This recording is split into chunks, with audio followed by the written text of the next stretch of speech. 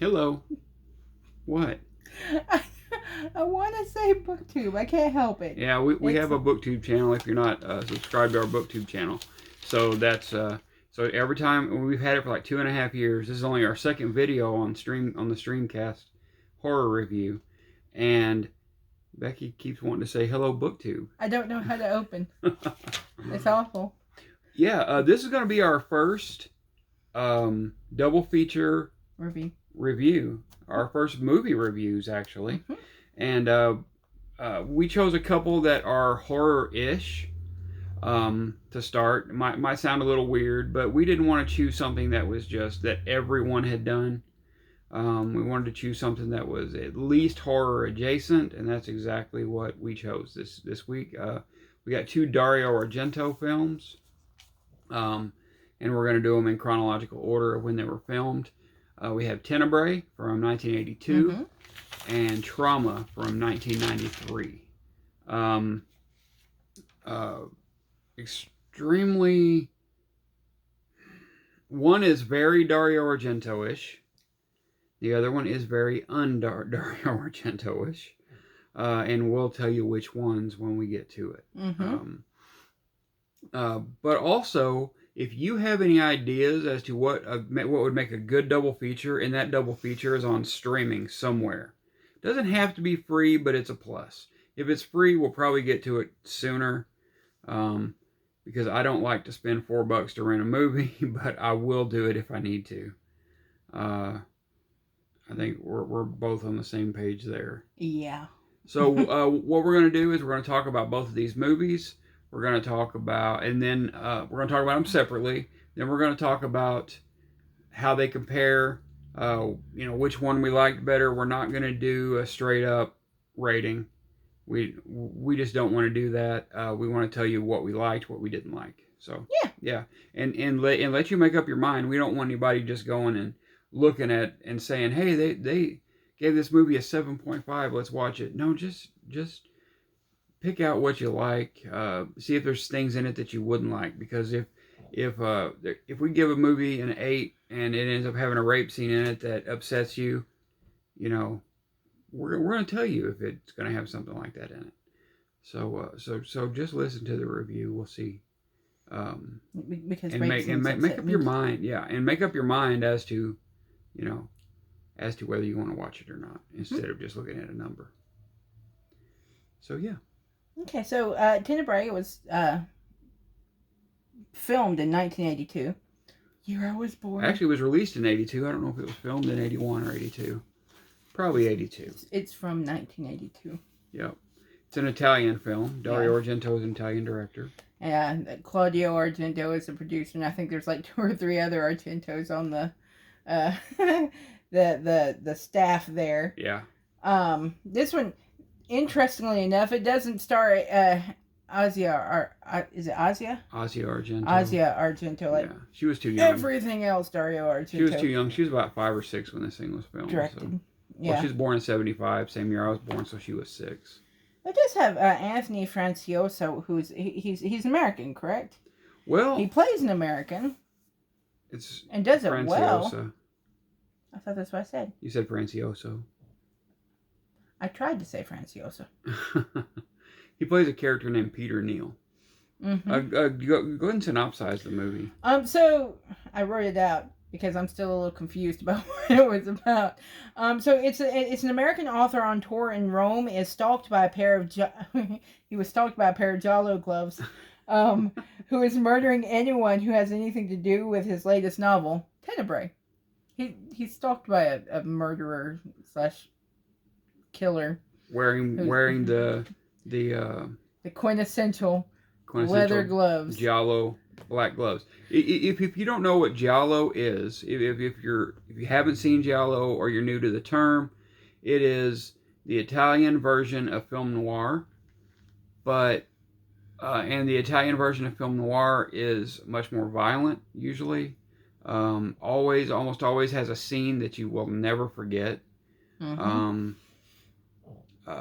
Because it's disturbing. It is usually, and it's you really can't compare the two genres. They're Yeah, completely different. It's funny. Whereas in war, you can't. They didn't really show people actually murdering people. There was a long period where they couldn't actually show someone being shot. They'd have to show a gun going off and a person reacting to a bullet. And this, they have no such qualms. Yeah. No, they show people being murdered in amazingly interesting ways. Yeah. Yeah, and that's one thing Dario Argento does pretty well. Are the kill scenes, the murder scenes. And this is a horror podcast. If you're turned off by such things, you just may not want to watch, or you just may not want to see the movies. Watch our video, just don't watch the movies. Now this was Dario Argento's first American production. That was Trauma. That's the next one we're going to talk about. This is an Italian production. It just had Americans in it. Yes. Okay. This also had Americans in it. It stars. That's what I meant. Like we said, Anthony Franciosa. It starred John Saxon. Yeah, John Saxon was in it. He was who we really like. I think John Saxon is an excellent character actor. He's fun. He chews up the scenery. Yep. I really like it. He's one of that guys. You talk about it, you can't think of his name. That guy that was in this, and you name off like 500 things. John Saxon is one of those actors. Did a whole lot of Italian cinema. Pretty popular character actor. Yeah. He was also in Nightmare on Elm Street, which we'll probably cover one day. Wasn't he? Yeah. I forgot about that. We'll probably cover that one day. Mm-hmm. So there's a lot to say about Dario Argento movies. They all have they're not really formulaic, but they all have a good feel to them. Mm-hmm. They're all light on plot. Very much so. Extremely light on plot and extremely light on acting. Yeah. Yeah. Well, he's not an actor's director. He's very much not an actor's director. And some of the dubbing in his movies are. It's actually better a lot of times to watch the Italian versions with the English subtitles, but then with the Americans, you get Italian dubbing over American speech. So yeah, sometimes it's worth it. Sometimes it's worth it to watch the Italian language version, and other times it's not. So I enjoyed the beginning of Tenebrae. There's a woman who shoplifts one of the books, Tenebrae. You couldn't understand a thing she was saying. The dubbing was done by someone who obviously didn't speak much English, and it was extremely difficult to follow what she was saying. Yeah. Sometimes it just gets that way with dubbing, especially with dubbing that is frequently inept, and you will see that in some Italian cinema. If you don't know what Italian cinema is about, I'm not sure giallo is a place to start, because it is totally stylistic. It's all style. If you love a filmmaker that's all about style, like if you're an art house fan, I think you would enjoy Dario Argento and Lucio Fulci more than just the person that is going for nothing but entertainment, because it is all style. Argento's use of color is second to none. I mean, he uses color very, very well. You could look at any of his movies and notice his use of color is different than any other director you're going to see. Yeah, and even in Tenebrae, that's very prominent, is his use of color. Yeah. I like that about him, actually. One of the outstanding actors in this movie was Giuliano Gemma. He played Detective. I don't think that's right. I wrote down Erman. I don't know if that's really it or not, but I thought he was a real standout. Great character. I enjoyed that character, even though, again, the dubbing's a little weird. But Giuliano Gemma is great in a lot of these movies. So I would say seek him out and seek out more of his stuff, because I like him a lot. Detective, yeah, Germani. Germani. I forgot a letter on the end of it. Actually, I kind of I put the dot and not the I. Dump that on.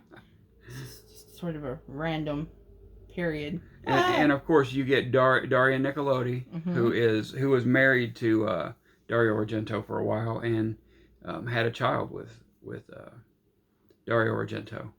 What's that? And we'll talk about her a little bit in the next one. Oh, what's No, that? no, No. it's not Asia. No. Oh, it's the other daughter. Yeah. Oh, okay. Yep. All Who right. we'll talk about when we're talking about trauma.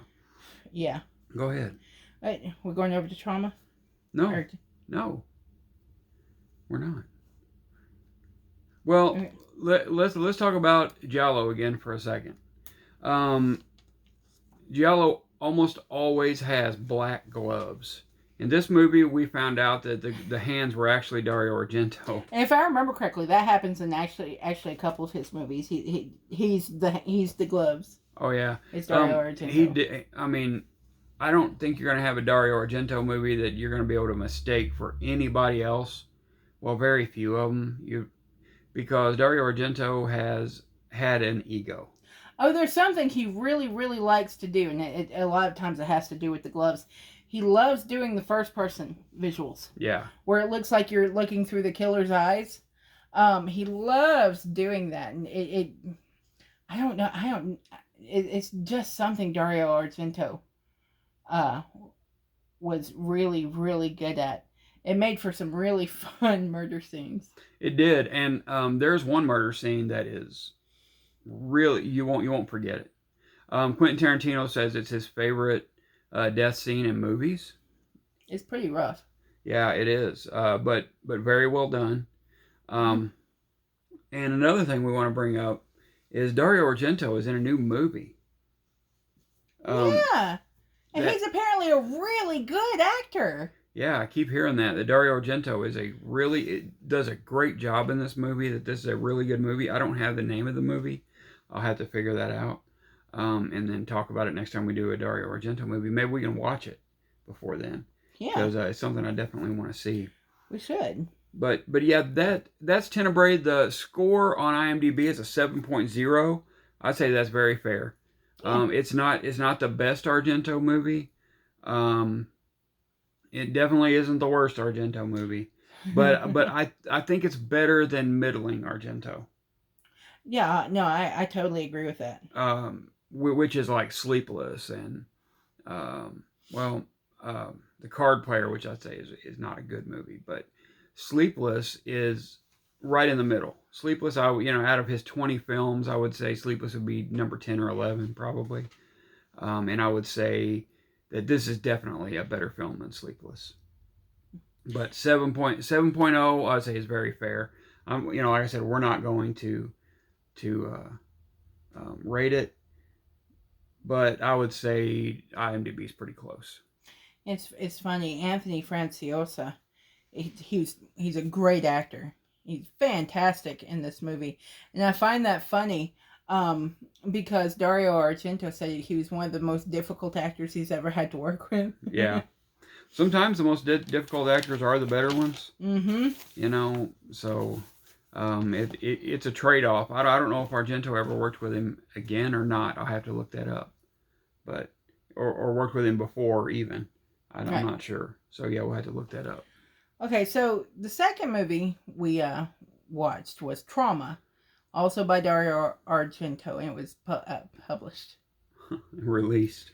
It was released in 1993, and it was his first American production, right? Yeah. Right. Okay. Yeah. Trauma was his first American production, and it was mostly American actors, from what we saw. There definitely were Italians. Ozzy Argento was, is his daughter. We'll talk about that because there's a weird scene. Yeah. It's starring Christopher Rydell and Piper Laurie and Frederick Forrest, James Russo, Brad Dourif. Brad Dourif, yeah. Who I really like. I think Brad Dourif is a great actor. And he was a bit of a standout in this movie. But go ahead and synopsize the movie. Okay, so the synopsis is a young man tries to help a teenage girl find the killer who murdered her family. That's the overall synopsis. That's sort of kind of what it said on IMDb. It's sort of what it's about. Yeah. It actually has a little more plot than Tenebrae had, and has more plot than a lot of Argento stuff. But what I would say about this film that is different than um, Tenebrae, which is very Dario Argento-ish. This is very not Dario Argento. This is probably the least Argento film I've seen. You can tell that the studio had their hand in it. Mm-hmm. But yeah, it's a strange film, and it's got a lot of WTF moments. Most of them are due to Piper Laurie. Yeah, well, some of them are due to Piper Laurie, who I detest in this movie, and Carrie, and even the old '60s movies that she was in. I think she chewed up the scenery. I don't think it lends any. I don't think it helps the movie. It just makes it ridiculous. She's an overactor in a very, very serious way. I keep thinking if we could get her together with like Donald Pleasance, that'd make an amazing movie. No, just Donald Pleasance. They'd go back and forth trying to act each other, and it'd be amazing. Oh man, I just cannot imagine those two in a scene together. I don't know if it's ever happened. If it's happened, let us know, because I want to watch it once, but then I'll probably just burn it and never watch it again. But I would like to see it once. Piper Laurie, she was rough in this. Yeah, she was the most popular actor in this and the absolute worst. She was terrible in this, and we read a thing last night where she said she and her husband used to sit and watch this movie and laugh at it. And I was like, are you laughing at yourself? Because, yeah, there are some laugh out loud bad scenes in this movie, but hers are the worst. They are terrible, and you can't blame all that on Argento. You know, he let her go, sure, but who's going to say to Piper Laurie when she's the biggest name in the movie that you need to tone it down? It's just not going to happen. And especially not with Argento, who is not an actor's director. You know he just let her go. Yeah. And I just really don't like Piper Laurie. I don't like... I think she is the weak link in everything I've ever seen her in. Never has she been the strong one. I think she was in The Apartment, the Billy Wilder movie. And if it's the one I'm thinking of, the one with... what's his name? Jack... from the Odd Couple, Jack Lemmon, and he's amazing, and she is horrible. And I think she's even an Academy Award nominee or Academy Award winning actress or something like that. I just don't understand. But that's all right if you like her, good for you. This one was directed and directed and produced by Dario Argento. I don't know if Claudio. I don't know if he lived this long or what.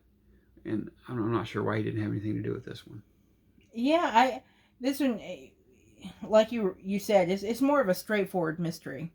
This movie is, and it actually surprised me who the big bad was. Yeah, which usually does happen in giallo, and even though this movie, like I said, has a ton of WTF moments. The killer reveal was not really one of them. I thought the killer reveal was pretty cool, but it goes off the rails at that point. We're not going to say who the killer is. We're not going to say who's in it at the end. We're not going to say anything about that. But it jumped the shark hard. Yeah, completely. But standouts to me in this movie, I thought Brad Dourif was really good in his short moments on screen. And I thought Ozzy Argento was actually just fine. Right. I thought Christopher Rydell did a fantastic job. Yeah. Yeah, now there is one thing that is weird in this movie. Yeah, Christopher Rydell was good. There's one weird thing in this movie, though. It borders on pedophilia in 1993. I'm not sure even borders is the correct term. Well, the reason I say it borders is because it is about a pedophile, but it doesn't really show anything. You know, it shows him going in for a kiss on a 16-year-old. You know, he's a grown man. but it never shows the kiss. It happens twice. Never shows them in bed together or anything like that. Well, it does. It shows them asleep together, but Yeah, but there is a nude scene with Dario Argento, and it's weird because that is Dario Argento's daughter, and Dario Argento shot that scene, and he did this multiple times with Asia in his movies. I'm thinking, God, this has got to be freaking weird. it has to be. There's a movie he did called is it Phantom? Phantom of the Opera. It's Phantom of the Opera with Yeah. Julian Sands. Yeah. There's a explicit sex scene in that movie between Asia Argento and Julian Sands, and the whole time I was watching that scene, I am weirded out. Yeah. Because that's her father filming it. And she was 16 in Trauma. Yeah, she was 16 in Trauma. She was still she was playing a kid. 16-year-old, and she was 16 when this film was shot. So maybe the age of consent is different in Italy. It wasn't shot in Italy; it was shot in the U.S. I know, but that doesn't take away from the fact that they're still Italian. Right. Well, So maybe I don't know, but it was an American production, and I found it strange. I couldn't root for. The only person I could root for was Asia Argento, hoping she gets away and gets away from this whole thing, It's strange. What? I love Oh. this point, talking heads. Yeah, they're the killer in this movie uses a garrote that actually cuts people's heads off. And it's an electric garrote, and that it has this neat little motor that he just wraps the loop around people's necks, and it just like tightens and it cuts their heads off automatically. And in 3 scenes in this movie, the heads are still talking. They're still talking, or they're still making noises. Yeah, which the noises may make sense to a tiny. Your vocal cords are right here. Yes, I know, but it may make sense to a tiny degree, like the tiniest noises. But they're still talking. One of them screams, and it makes no sense. Complete WTF moment. So his head flying through the air, going. Ah! And while I can suspend disbelief for a lot of movies, this one just had ridiculous scenes. And I think the studio was involved in a lot of this. Dario Argento was a cocaine addict at this point of his career, so maybe that had something to do with it. Some of it does sort of read like a fever dream. Yeah, and it's so weird. It is a strange movie, but it just doesn't feel that much like a Dario Argento movie. If Asia Argento hadn't been in it and you hadn't told me who the director was, I'm not sure I would have picked this out as a Dario Argento movie. It sounds like when the movie was written, somebody had just read that a severed head can think for a couple more seconds, or can still see for a couple more seconds, and they went, "Ooh, you know what else they could probably do? Talk." Yeah. Never mind. There's no air even in going 1993. over vocal cords Even in 1993, people had books they could look at and say, "No, that doesn't happen." Now, that being said, that there's one scene where there's that body and the head is just sort of barely, it's just sort of connected by a thin filament of tissue, and the lips are still moving. That was creepy. Yeah, it was. It was effective, but that sort of just went out the window when that one hand is flying through the air going, "Ah!" I know. Yeah. This movie's got some bad parts in it. Some bad scenes, just over the top ridiculous. But this is a murder mystery that actually has a little more plot than Tenebrae had. Can it really be considered a giallo? I mean, it has the giallo gloves. The giallo gloves murdered people. Yeah. And if you're not sure how it's spelled, it's Giallo, yeah, if you want to look that up. And the word means yellow. It means yellow. And if you want to look it up and look at the genre, the Italian genre films, there are some great ones, of which Trauma is not one, not one of the greats. It's right in the middle. It's got a 5.8 on IMDb. I think that's That's about pushing it. right. I think it's pushing it I a think it's little. pretty well. There was some good acting in it, surprisingly enough, from a Dario Argento movie. But So but there but, was some but good again, but acting. again, it's the acting talent. It's the natural talent from these people. It's not Argento directing them, because we see Argento does not direct actors well. Yeah. Even in one of my favorite horror films, Suspiria, one of my top 20 horror films, the acting is not great. The acting's bad in a lot of the scenes, but a lot of it isn't the acting. It's the direction. And some of the things he asks actors to do, like that stupid scene in Suspiria when the two girls, I call them girls, they're supposed to be like late teens, early 20s, but they're full grown women, are having a tongue sticking out fight. Oh yeah. Yeah. Yeah, we do love Suspiria though. Oh, that's another thing that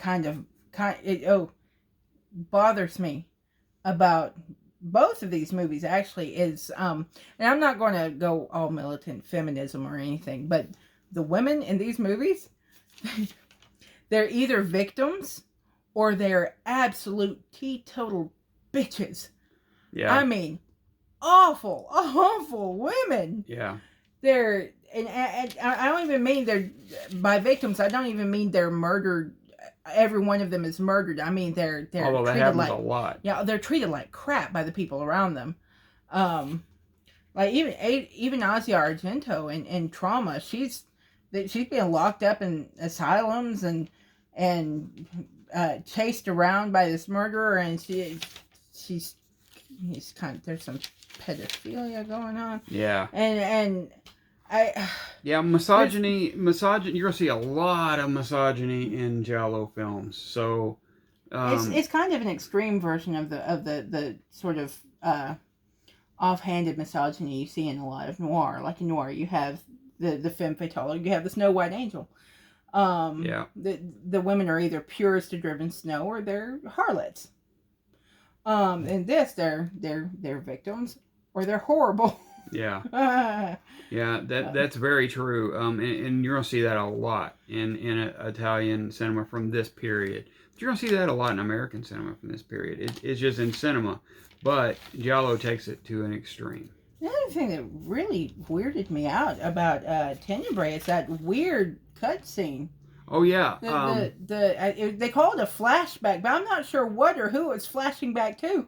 Well, I know. Yeah, it's a scene on the beach. So if you watch this movie, remember this scene.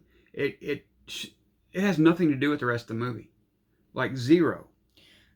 From what I understand, it has something to do with the main bad guy, the main killer. He knew the girl in the cutscene, or maybe he's the one who murdered her. I'm not sure. Like I said, it's very, very thin on plot, and the connections between a lot of the scenes are almost non-existent. Yeah. But the scene was interesting. It's very pretty. These cutscene, it's about a woman you have not seen the entire movie, and you only see her via cutscenes. Her name is Ava Robbins. Yeah. And I'm so confused. It's a very pretty scene. Yeah, it is. It's very pretty. The music is wild. It's like calliope music. Let's talk about the music a little bit. Mm-hmm. Tenebrae had great music. I mean, excellent music. It went perfectly with it. And he wanted to use Goblin for the score of Trauma. Mm-hmm. But unfortunately, the studio wouldn't let him do it. They had their own music in mind, the kind of music that they wanted. They wanted it to be more American friendly.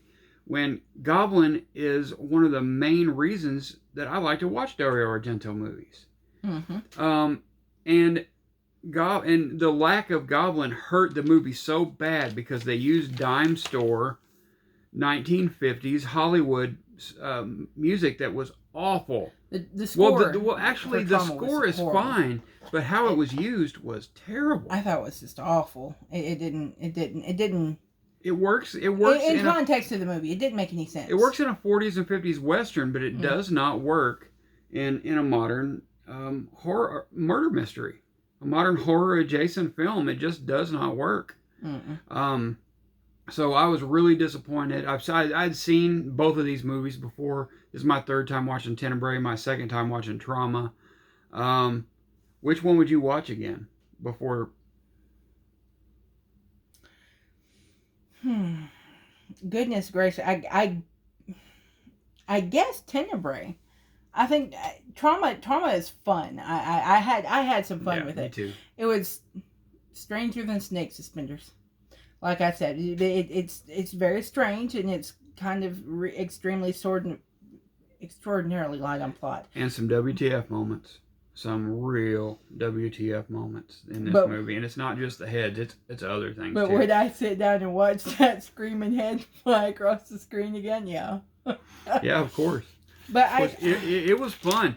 For fun factor, I think Trauma Trauma is a more fun movie. And maybe if you get a crowd of people, Trauma is the one you want to see. Yeah. But to sit and enjoy a murder mystery, to sit and enjoy style, a good stylish movie, it's totally Tenebrae. Mm-hmm. I would watch Tenebrae before I would watch Trauma again, because Tenebrae is a superior film to Trauma. Yeah. I think easily a superior film to Trauma.